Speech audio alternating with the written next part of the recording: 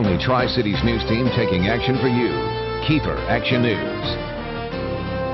Well, good evening, everyone, and thank you for joining us. When you're not likely hitting every single green light on a trip down Columbia Center Boulevard or across town on Clearwater. I think it's impossible, isn't it? It is. Yeah, Kennewick says it's constantly working to keep traffic moving on these main stretches. In fact, a year ago, the city told us that you were likely to see up to 5 minutes cut off your travel time. Well, Gino Zara took a test drive today to see if those promises have come to fruition.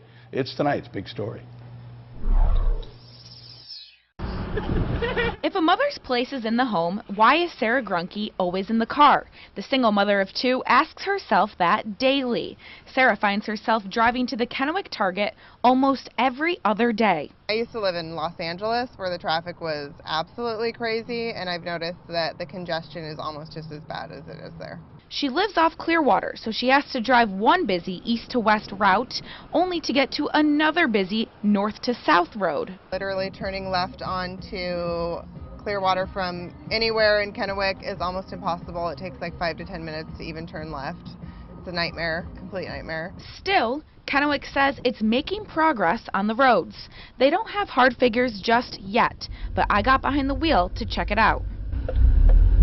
I started at the corner of Highway 395 in Clearwater and drove west to Columbia Center Boulevard, and then I drove south until I hit the entrance to Richland. That one way took me just over 12.5 minutes.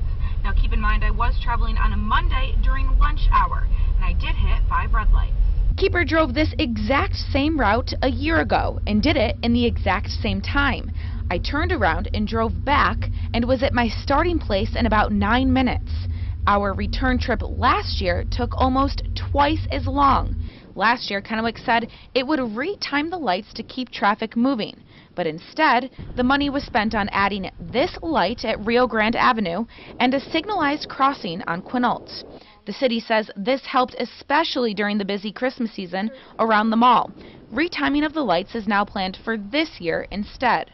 In Kennewick, Gino Lazara, Action News. Well, so far, Kennewick has spent more than $500,000 on these improvements, and it could cost the same amount just to retime those lights.